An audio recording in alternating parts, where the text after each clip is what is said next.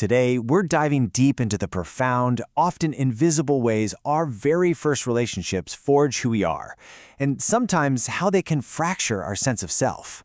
We're going to unpack a fascinating clinical paper that talks about an umbilical cord, but not the one you're thinking of. So let's just start with this big question. What if that first, physical connection to our mother is really a blueprint for everything that follows? A channel not just for life, but for anxieties, for family secrets, for traumas that we end up carrying long after that cord is cut. So we're digging into a paper by psychoanalyst J. Barlow, and he puts forward this really powerful idea of a psychic umbilical, an invisible emotional cord that transmits feelings and literally shapes our identity.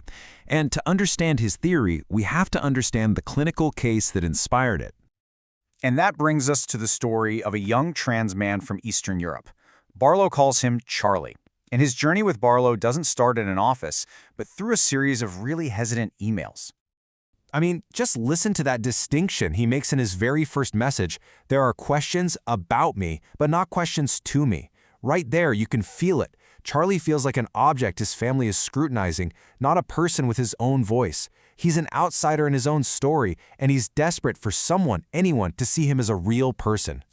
What happens next is this incredibly delicate dance. You can see Charlie is torn between this desperate need for help and this deep, profound shame. He insists he has to pay, but he can't. And Barlow's replies are so careful, so persistent. He's trying to establish what he calls that psychic umbilical, a connection that's strong enough and safe enough to bring Charlie into the room with him. And when they do finally meet, Charlie says the one line that is the absolute core of this entire paper.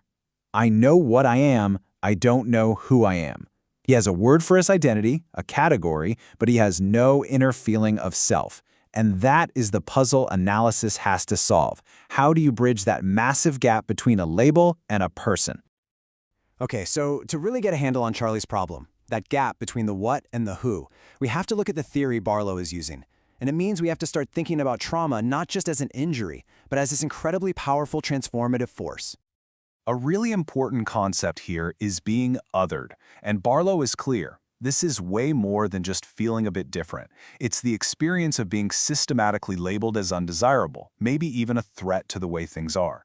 It means you live with the constant risk of being cast out from your family, from your culture.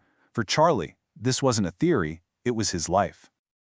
So this slide lays out two really different ways of thinking about trauma. On the one hand, you have the traditional view. Trauma is a wound. The goal is to heal it, to reverse the damage. But a more recent perspective introduces this idea of traumaphilia. Now, that doesn't mean loving trauma, not at all. It's about a really difficult recognition. The trauma doesn't just damage us, it actively shapes us. The idea is that working through the ways we repeat our trauma can paradoxically open up new ways of being free. And Barlow pulls from the work of Dr. Avgi Sakatopoulou here, arguing that this perspective takes us way beyond just looking for a cure. It suggests that Charlie's trauma isn't some foreign object you can just take out. No, it has to be integrated, because it has fundamentally built the person he is in the process of becoming. So how does this shaping actually happen? I mean, how are these intense, unprocessed feelings passed from one person to another? Well, for this, Barlow turns to the work of the artist Louise Bourgeois, using her art to make a totally invisible process visible. Bourgeois' art basically gives us a visual guide to a core psychoanalytic concept called projective identification. It's a complicated term for something we can all kind of recognize. It's the unconscious process where one person, say a parent, takes their own unwanted feelings and kind of deposits them into someone else, like a child, who then has to feel them as their own. Okay, so the process starts here, with what the paper calls a precarious connection. The baby isn't being held or comforted, it's just suspended, hanging there in a state of what Barlow calls nameless dread, totally vulnerable to whatever's going on inside the parent. And then, in step 2, you see the mother's body turn red. For Bourgeois, red was the color of intense emotion, of pain, violence, jealousy, shame. It represents this storm of unprocessed feelings inside the parent, while the infant is still just a neutral blank slate. And this is the critical moment, the transmission. You see that red emotion literally flow through the psychic umbilical, completely engulfing the infant. The child is now soaked in the parent's disturbance. Its own identity is totally overpowered before it even has a chance to form. And then, the aftermath. The mother is back to a neutral state. She's evacuated her distress, she feels relief, but the infant is now the container for all of that trauma. And that vacant stare says everything. It has become the storage unit for the family's unprocessed pain. Okay, so let's take this incredibly powerful and frankly disturbing visual metaphor and bring it right back to Charlie. How did this exact process not only harm him, but actually create his identity as a trans man? Well, first, let's just ground this in reality for a second. The 2021 UK census showed that people who identify as trans make up just 0.5% of the population. Just 0.5%. This number really shows what being othered looks like in the real world. When your community is that small, it's so easy to be marginalized, to be pushed into what Barlow calls society's borderland. And that just adds another layer on top of any personal trauma you might have from your own family. And here, this is where Charlie reveals the specific, harrowing trauma that was passed down his psychic umbilical. He describes his mother's sexual abuse not just as a violation, but as a total transformation of what his body was for.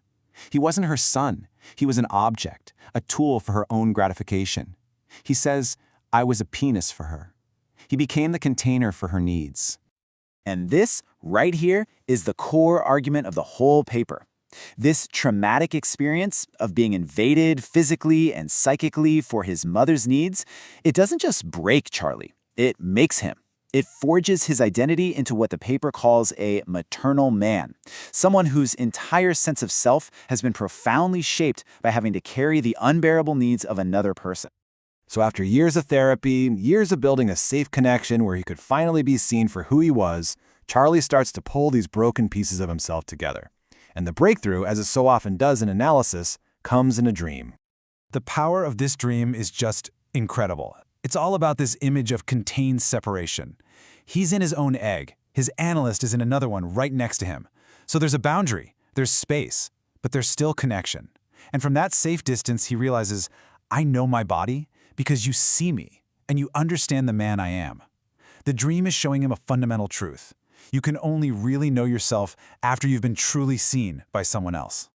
You see, that dream egg is doing the same symbolic work as another of Bourgeois's pieces, Baby and Butterfly. The butterfly can separate, it can fly free, just like Charlie can now exist in his own psychic space. It's the symbol for severing that toxic umbilical cord and forming a new, healthy one, a connection based on seeing each other, not on swallowing each other whole. And that's really where this leaves us, right? It turns the question back on all of us. Charlie's story is his own, but the dynamic, that's universal. It makes you ask, what's been passed down to us through our own psychic umbilicals? And in the process of becoming who we are today, what essential parts of ourselves might we have been forced to leave behind?